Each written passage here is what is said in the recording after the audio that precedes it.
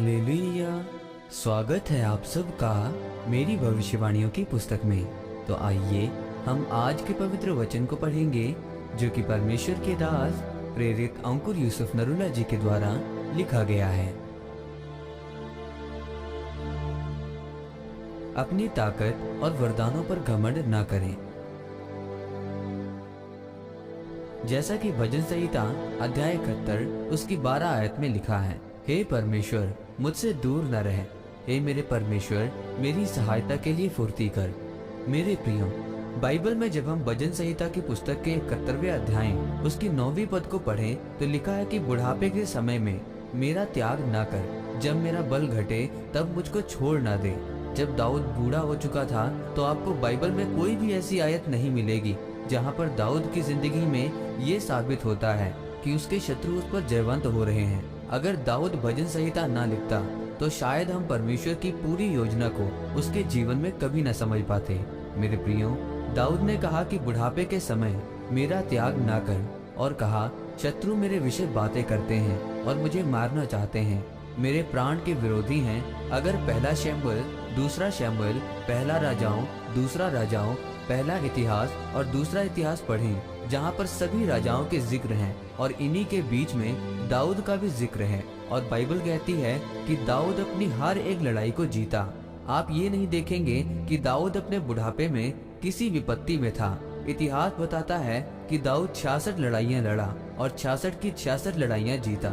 जब उसने बेतशेबा के साथ पाप किया तभी उसकी जिंदगी में पारिवारिक कलेश पैदा हुआ और उसकी बेटी मारी गई, फिर उसके बेटे मारे गए और उसके घर में तलवार चली। जो उसने दूसरे के जीवन में बोया था वही उसकी अपनी जिंदगी में हुआ। दूसरी की पत्नी ले ली और उसकी अपनी बेटी के साथ रेप हुआ। और बाइबल कहती है कि उसने दूसरों के पति को मरवा दिया और उसको अपने घराने में मौत का सामना करना पड़ा। परमेश्वर ने कहा, दाऊद कोई तुझे छूने भी ना पाता अगर तू पाप ना करता। बाइबल कहती है दाऊद उस समय जब अपने बुढ़ापे में था तो भी उसके शत्रु उसका नाश करना चाहते थे, लेकिन इतिहास ये बताता है कि एक भी शत्रु उससे जीत नहीं पाया। कारण क्या था? कारण ये था कि जैसे भजन संहिता 71 में दाऊद हमेशा पहले प्रार्थना में जाता था और प्रार्थना में जीतता था और फिर असल में जाकर उस लड़ाई को जीत लेता था। आज एक देश लड़ाइयाँ लड़े और 10 जीत जाए तो वो घमंडी हो जाएगा और उसको मालूम होगा कि मैं अपनी शक्ति से जीता हूँ। लेकिन दाऊद जब भी लड़ा तो पहले वो अपने घुटनों पर आकर लड़ा। वो शरीर में नहीं लड़ा, वो तोपों से नहीं, तलवारों से नहीं, वो हमेशा घुटनों पर आकर लड़ा। घुटनों पर आकर उसने अपने दिल को बच्चों के समान परमेश्वर के सामने उंडेला है। उसने परमेश्वर के सामने घुटनों पर जाकर बोला, परमेश्वर मैं कमजोर हूँ, मैं ताकतवर नहीं हूँ, तू ताकतवर है, तू महान है, तूने मुझे खड़ा किया, अब तू मेरी लड़ाई को लड़ेगा। ऐसा नहीं हो सकता कि कोई कितना भी महान देश क्यों ना हो कि 66 लड़ाइयाँ लड़े और 66 ही जीत जाए और उस देश की अर्थव्यवस्था न गिरे और आपके लोग नीचे ना आए फिर भी पहले नंबर पर बने रहें। ऐसा नहीं हो सकता जब तक परमेश्वर उस देश के साथ ना हो। ये दाऊद की जिंदगी का सबसे बड़ा भेद था कि सबसे पहले वो प्रार्थना करता था। उसकी लड़ाइयों की जीत का कारण उसकी सेना नहीं थी, उसकी लड़ाइयों की जीत का कारण सिर्फ और सिर्फ परमेश्वर के सामने घुटनों पर रहना था।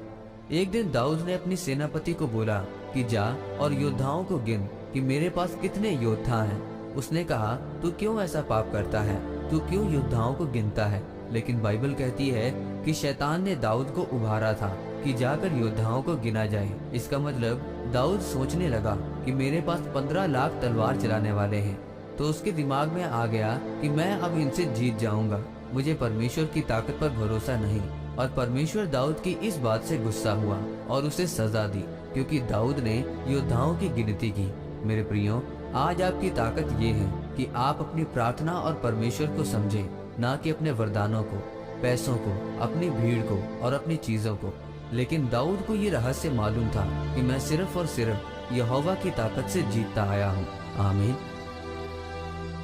आइए इस प्रार्थना को आप मेरे साथ एक मन होकर करें। सर्वशक्तिमान परमेश्वर, इस वचन के लिए मैं आपका धन्यवाद करता हूँ। परमेश्वर, मैं ये प्रार्थना करता हूँ कि आप ही मेरी जीत का कारण बने, मेरी ताकत बने और मुझ पर अनुग्रह करें, प्रभु यीशु मसीह के नाम में, आमीन।